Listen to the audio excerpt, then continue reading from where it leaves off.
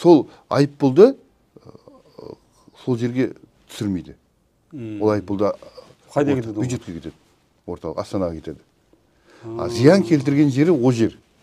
Бұл енді сәл әділетсіздік сияқты, әділетсіздік. Сол керісінше жергілікті халықтың жағдайын шешуге бағытталу керек. Бағанағы сексеуіл егуге ма, көк желек егуге ма, бірдемеге 13 миллиардқа қыруар шаруа істеуге болады. Ол дейтін 13 миллиард теңге бір айтып тұрған.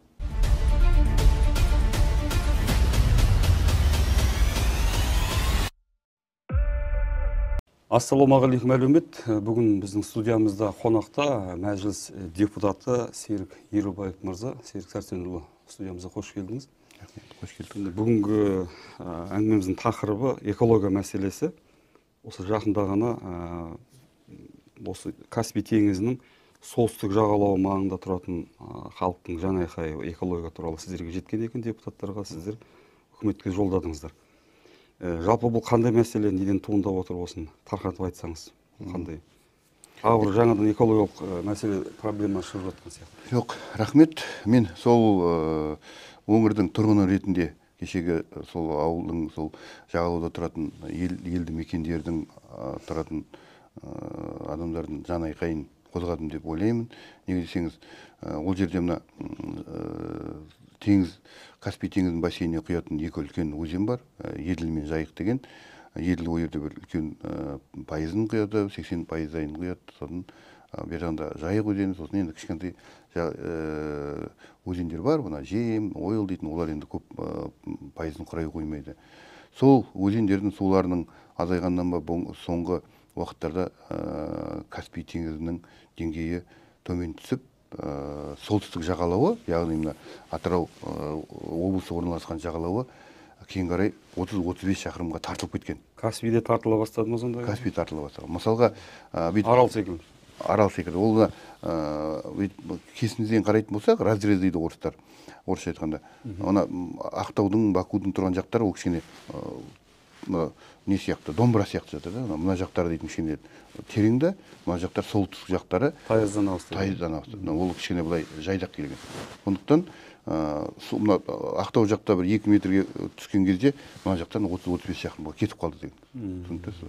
Ғалымдардың айтуы бойынша ол үдеріс болып тұратын нәрсе дейді. Ол 2054 жылдарда тоқтап кейін қарай қайта мүмкін қайта толады дейді ме? Сөйтіп айтады енді. Енді мен қазір қандай проблема болып жатыр? Мен қозғап отырған проблема ол жерде деген жағалаудағы көп колхоздар дейміз, кәсіпкерлер дейміз, балық аулаумен, солмен күндерін көріп отырған жайлары болды. Қазір дейтін су тартылып кеткеннен кейін қазір балықтың да көзі кішкене азайып қалды. Ол елді мекендер Каспийден айырылып жатыр ғой, күнкөріс көзінен. Енді ойлап көріңіз, бұрын сіз жағада тұратын болсаңыз, енді сол жағыңыз 35 шақырым алыста тұрады, алыста қалды. Сондықтан бұл өңірдің, елдің, мекендердің жағдайлары кішкене қиындап жатыр. Бірінші әлеуметтік мәселе туындап отыр. Содан енді ол кеше мен сауалымда айтып кеткем. Ол жақтың бұл теңіздің кеткенінен, судың азайғаннан туындап жатқан проблемалар өте көп. Мен тек сол кеше бір проблема қозғадым. Бір жағынан шешімін де айттым да. Енді бұлай көрсеңіз, манағы теңіздің табаны жалтырап қалды ғой енді. Сол жерлер дейтін күннің түсуімен, о жақтарда күн ыстық қой. Түсуімен беті кебеді ғой. Кепкенде тұз бетіне көтеріліп тұрады. Мариана дейді, біз жақта теңізден жел үргенде Мариана деп аталады.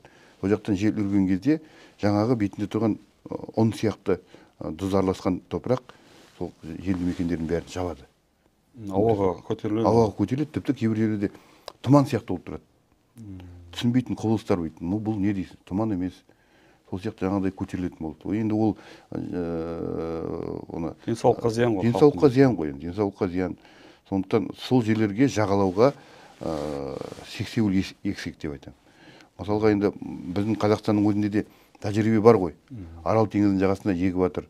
Сөйтіп оны кеткен 35 шақырымның бәріне емес, фильтр ретінде жағаға бір өздерінде ғылыми, мен 2022 жылы 4 сәуірде сол кездегі министрге сұрақ қойғам.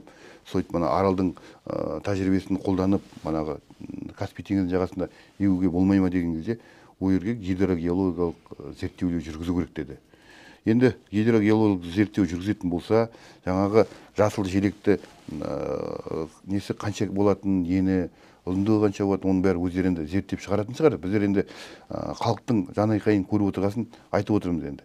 Ана аралда егіп жатыр, ол дейтін даладан тауып шыққан нәрсе емес, біздің жақта жоқ нәрсе емес сұрап отырғанбыз. Сондықтан мына елді мекендерді мысалы сол неден қолдан келетін нәрсе, кеше сауалымда айтқан, теңіздің деңгейінің түсуін біз қолымыздан келмейді, ол табиғи құбылыс деп айтамыз.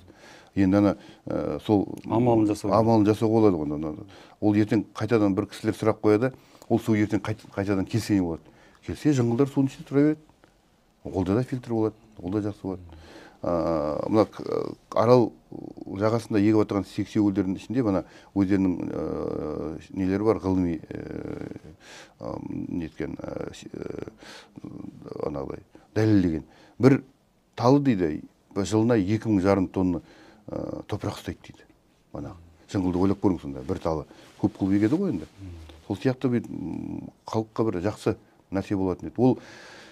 Ол өңірде, былай қарағанда қазіргі уақытта енді бюджеттің бірталай пайызын толтырып отырған сол өңір деп айтамыз. Атырау, қазір Маңғыстау оның қасында донор болмай қалды. Мұнайлы Астана дейміз. Мұнайлы Астана деп айтамыз. Атырауда. Негізінде бүгінгі күні кенже қалып қойған. Бірақ өзі әлеуметтік мәселелер жетіп жатыр.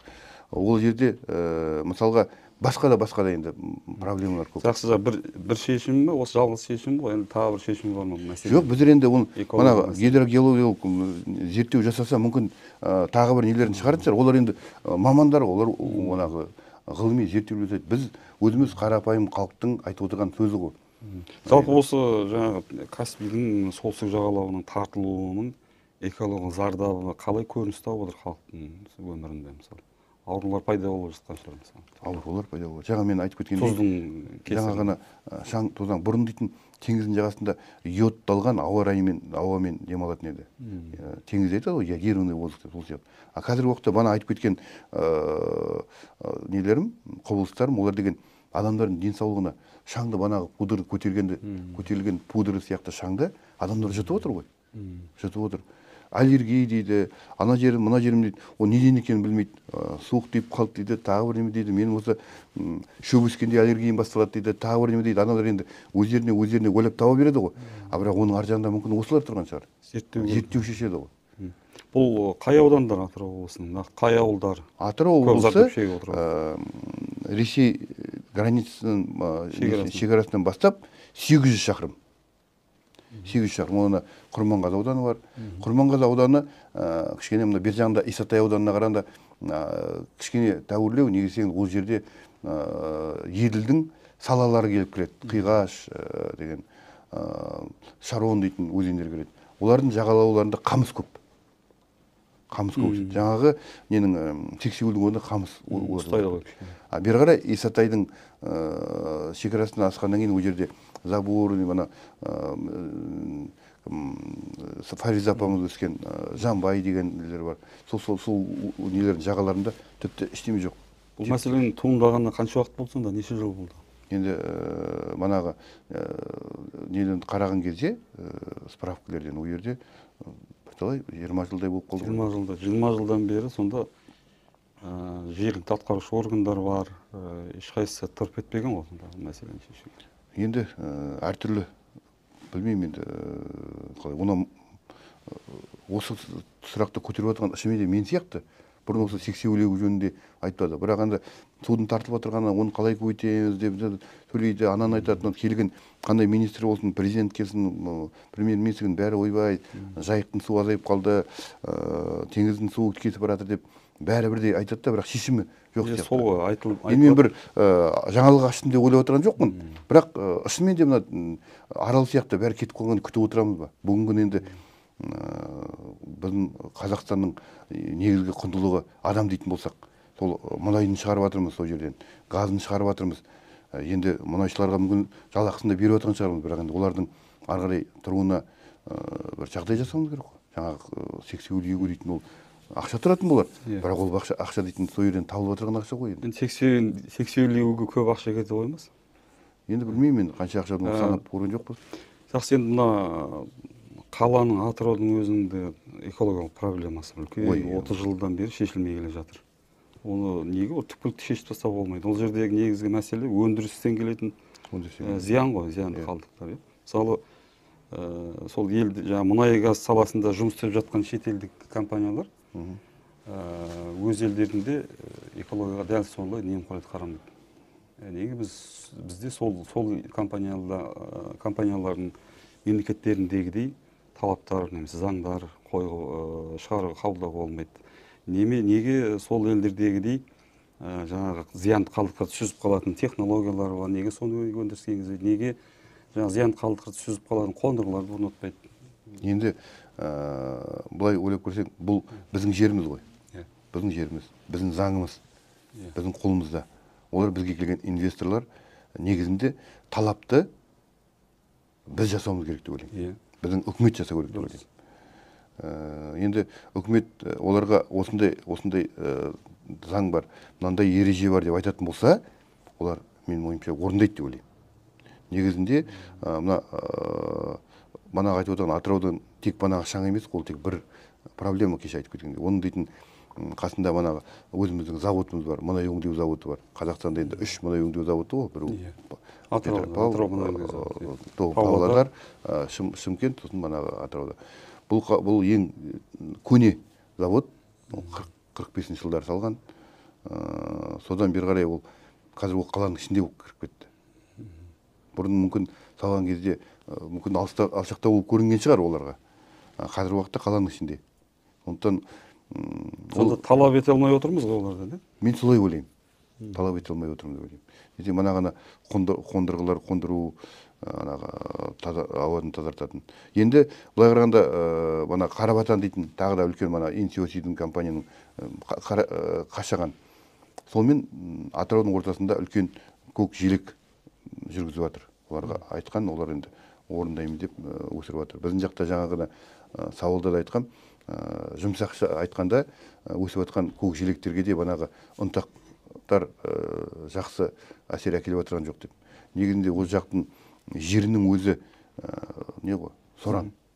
Негізде Атырау қаласында бұрыннан айтылады, мен де 30 жылдан берлерінде естіп келе жатырмын, ауаның ластығы. Жаңағы түрлі жағымсыз иіс шығып тұрады, ол денсаулыққа енді зиянды екені белгілі ғой. Осыған байланысты бір амалдар жасалып жатыр ма облыста? Жасалды ма, жасамау ой бар ма? Ол бар. Бар болғанда ондай проблемалар жаңа айтып отырған. Тіпті біздің өзіміздің әкімшілікке қарайтын манағы полигон бар ғой. Мысалы адамға тікелей келетін зиянынан бастайықшы. Тікелей келетін жаңағы заводтардан, манағы олардан шығатын, тұрбадан шығатын манағы нелер өздерінің қалдықтары, сосын манағы тухлый балка деп ататын бар. Тухлый балканы шыққан газ ба? Жоқ, суды буландыру алаңы ғой. Сонда мысалға Атыраудың оң жақ бөлігінде кәріз суларын механикаландырып тазалайтын не бар, кос бар, канализационно-очистное сооружение. Биологический емес, механический тазалайды, сосын оны аппаратта немен хлоркмен істеп. Ол қалай сонда механикалық тазалау деген қалай? Механикалық тазалау деген биологиялық тазалау дейтін болады. Ішіне қоспалар қосып, оны таза қылып шығарады. Механикалық деген оны тұндырады да, сүзгіден өткізіп, тұндырады да, ішіне хлор салады да, манағы буландыру алаңына құйып жібереді. Болды. Түсініп отырсыз ба? Ол дейтін, олар дейтін неше түрлі ауруханалардан, неше түрлі тағы бір білмеймін енді бір зертханалардан, бұлай да адамдардың неден шығатын сұйық тұрмыстық қалдықтар бар ғой. Солар банағыдай барады да, тұнады, сосын қалған қоюларын апарып көмеді, сұйықтарын хлор сұйып неге жібереді. Сол жақ бөлігінде салынды, ол манағы су тазалайтын кос деген, оң жақ бөлігінде енді басталып жатыр. Енді ойлап көріңіз. Мен осы сұрақпен теңгеше ойылды ғой, сол заводтар олар салды. Көптеген ақша өліп, мен сол қондырғыға бардым, су тазалайтын. Олардың суы мынандай тап-таза болады. Иісі де жоқ деп айтуға болады. Мен бет ішке бет мана австриялық бекен, сол ненің бастығы. Жоқ, іші болмайды дейді. Мен жоқ, ішіп жатқан жоқ мен иіскеп қарады.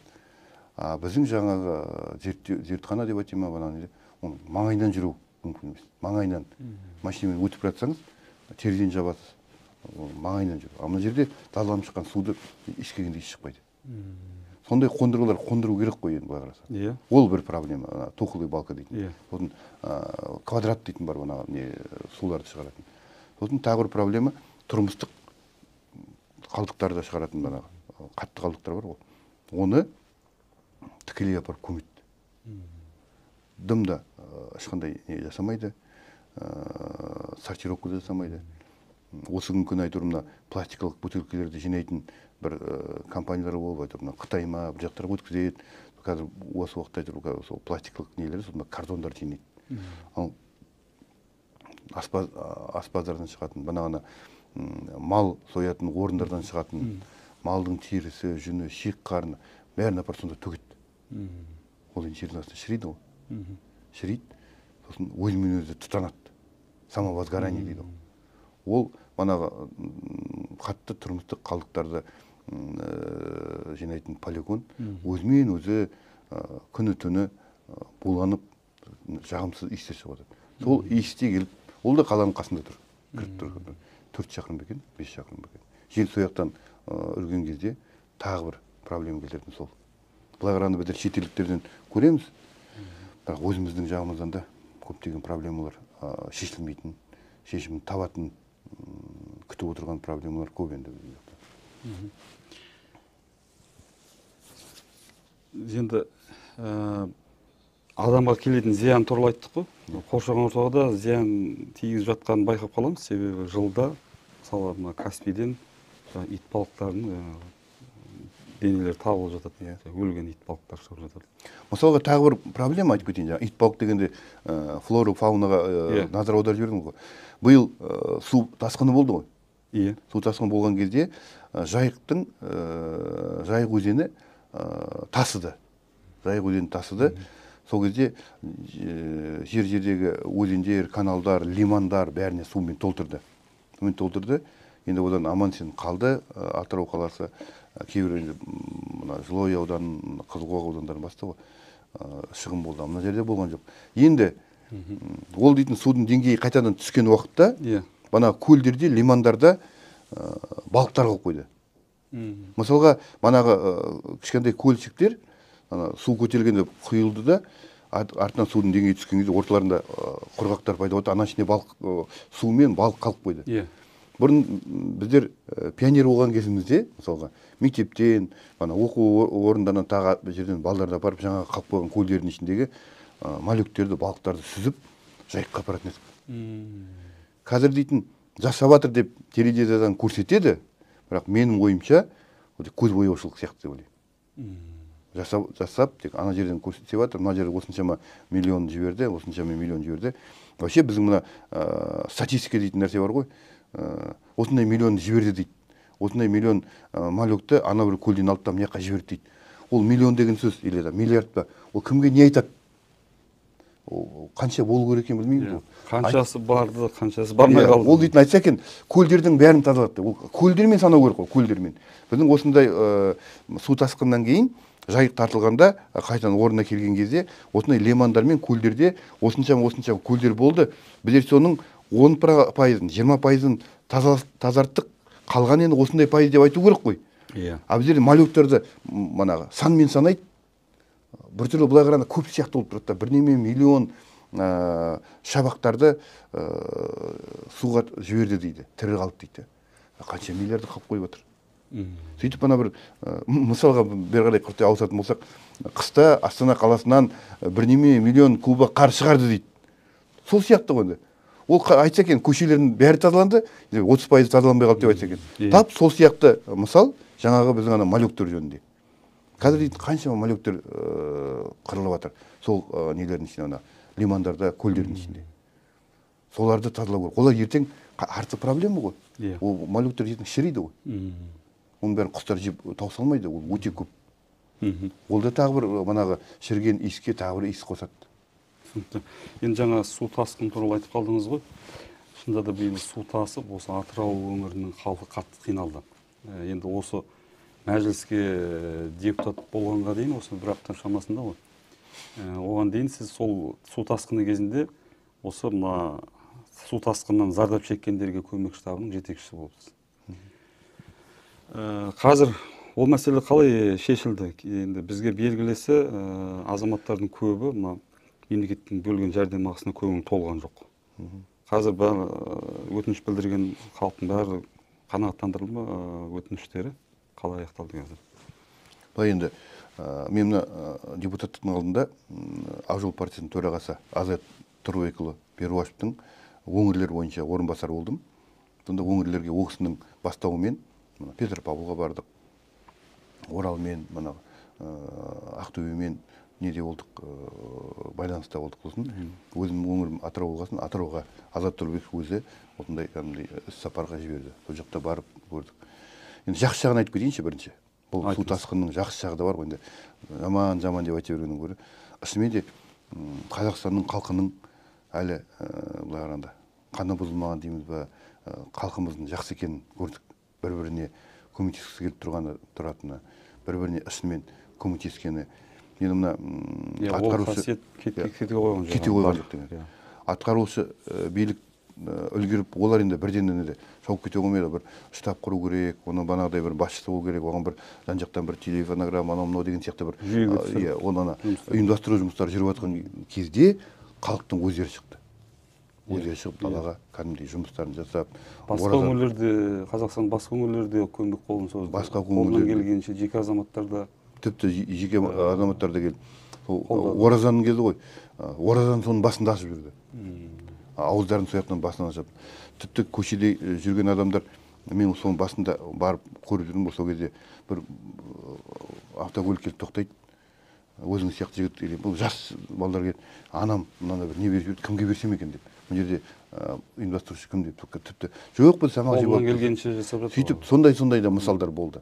Адамдардың басын бұрыннан да бір ауызбіршілік бар ғой, тағы да біріктіре түсті десем артық айтпаған шығармын деп ойлаймын. Шынымен де біріктірді. Дұрыс айтасың, біздің менің туып өскен өңірімде Түркістан облысы, енді ауылдың өңірдің чаттарында мен бармын бір-екі чатында, WhatsApp'та, сонда байқап көріп отырдым. Біздің бір өзіміздің облыстың тұрғындары қаншалықты көмектескенін. Өздері жарымай отырса да қолынан келгенше, кәсіпкерлер көмектесіп жатыр негізінен, бірақ қарапайым халық та қолдан келгенше тамшыдай болса. Азат Тұрлыбековтың бастауымен өте бір ақылды нәрсе болды деп ойлаймын да. Рахмет ол кісіге, апаттан құтқарған үшін деген төсбелгі ойлап тапты ғой. Біздің Ақжол партиясының Азат Тұрлыбеков бастап, сол апаттан құтқарған. Тағайындады ғой сонда, төсбелгі жасады ғой. Төсбелгіні осының ақылдасы. Партияның атынан ба? Партияның атынан, Ақжол партияның. Сосын сол төсбелгілерді бәрі біткеннен кейін таратуға шығатын болдық. Сосын мен өз қарасын Азекеңе ұсыныс бергем. Банағы сіз айтып отырған Түркістаннан келді ғой, әскери бөлімшелер, тағы да ішкі істер бөлімшелері, неше түрлі нелер келді ғой енді. Былай да өздерінің волонтерлар да келді. Соларға төсбелгіні берген уақытта сол зардап шеккен елден адамдар барса екен деп. Ол кісі құба-құлып алып, мысалға бірінші Түркістан облысына барған кезде Атыраудан Қайреден Нұрлан мен Қайырбек дейтін екі депутатымыз облыстық мәслихаттың. Соларды Азекең өзі бұйрық беріп, бұл жаққа іс-сапар ұйымдастырды. Сонда жаңағы Түркістанның Шымкентте болған әскери бөлімшелердің, полктардың алдына шығып, мына жігіттер бүйтіп айтқанда, міне сіздерге осындай Ақжол партиясының шығарған осындай төсбелгісін әкеліп жатырмыз. Оны біздер, жаңағына депутаттар айтады, атыраулық, біздер сол зардап шеккен елдің адамдарының атынан солардың сіздерге алғыстарын әкеліп отырмыз. Қандай жан түтіркендіретін әңгімелер, шынымен ол бір жай адамдар емес, облыстық мәслихаттың депутаттары, жақсы бір сондай сөйлейтін адамдар бір жағынан шынымен ана халықтың ризашылығын білдірді. Мынандай бір әңгімелер естіп жатамыз ғой, әскерилер болады, тіпті шын айтқанда полициялармен де адамдардың ортасында бір қадам алға қарай басты деп айтуға бір-біріне. Полициялардың өздері күн түн жүрді. Бұрын айтады ғой, ойбай ана полиция бүйтіп қойды, мынау солдаттар біріне ұрлап кетті, тағы біріне. Мен ана жерде қарап тұрсаң, шынымен де қазақ халқына қарап қуанасың. Жұдырықтай жұмылды ғой. Жұдырықтай жұмылды. Жаңа келіп отырған солдаттарға, оларға да үйінен шығып кішкене демалып аласың ба, мынаны не жеп алыңдар? Жоқ, біздер апа тамақ жеп жатырмыз. Жоқ, артық етпейді, бұны жеп ал, кетіп бара жатсаң салып ал деп сөйтіп. Бұлар да оларға кәдімгідей, мен шаруағымда бір не болып жатса, оны барып көмектесіп тастап, сөйтіп кәдімгідей бір ауызбіршілік болды. Жақсы жағын айтсақ. Жақсы жағы жаңағы менің білетінім нақты осы Түркістан облысының Отырар ауданының азаматтары көмектескенін білемін, жақсы көмектескен. Ал жақсы жағы су тасқынының, жаман жағы қалай шешіліп жатыр? Жаман жағы. Жаңағы айтқан үкіметке күшті жәрдемақыға бәрі көңіл тола қоймады ғой. Енді көпшілік болғасын болады ғой. Негізінде басым бөлігіне көмек көрсетілді. Қазір енді жаңағы мәселе шешілмеген азаматтар бар ма әлі жоқ? Енді шешілмегендер ма? Шешілмегендер енді айтып отырмын ғой, бәріне бірден мүмкін енді көпшілік болғасын болып отырған шығар, но менің ойымда шешіліп жатыр. Ішінде мысалы жаңағы әлеуметтік желілерде жүрді ғой, менің жаңағы қымбат материалдармен салған едім үйлі деген сияқты, ішінде қымбат жиһаздар болған сияқты еді. Ондай мәселелер жеке қаралды ма әлде жоқ, бәріне бірдей бір қаралды. Мысалға енді жасыратын жоқ, манағы Құлсары мен Петропавлды салыстыратын болсақ, Құлсарының өмір сүру деңгейі өте қымбатырақ деп айтады. Жоғары ма? Талғамдарда болақ. Олар дейді, мына Теңізшевронның келгенде 30 жыл болды ғой. Сол өңірге. Соларда жұмыс жасап, олармен манағы жалақыларды жақсы. Сосын енді жалақылар жақсы болғасын, үйлерінде ішінде жиһаздар да бөлек. Мен енді айтып тұрмын ғой, Петропавлға да бардым, мен ана өңірді өзім білемін ғой. Салыстырғанда үйлерінің сапалары да жаңағы материалдары да оның кішкене бөлектеу, енді қымбаттау деп айтады. Жайттар ескерілді ғой. Көп жерлерде ескеріп жатыр, енді қалып қойған азаматтар бар болар. Бірақ мынандай бір не бар енді, қалып болғасын. Мен сияқты үй, бірақ көршіме көбірек беріп қойды деген ондайлар болған шығар деп ойлаймын. Петропавлдарда, ояқтарда мысалға айттым ғой, үйлері дейтін көп жерлерде құлайын деп тұрған үйлер ғой енді. Солардың орнында жақсы үйлі болып қалып, бір жағынан тіпті бір зереттеліп, бір үйлер салғаннан кейін барған жоқпын, бірақ енді теледидардан көріп жатырмыз ғой. Әдемі көшелер салып, бір сапаларын енді білмеймін, бірақ сол жақтағы біздің Ақ жол партиясының депутаттарының айтуынша сапалары да жаман емес. Кейде солай болады. Біздің жаңағы мен туып өскен ауылда да қайбір жыл су тасыған, Майақым ауылы. Өзбекстаннан Плотин жарласындағы.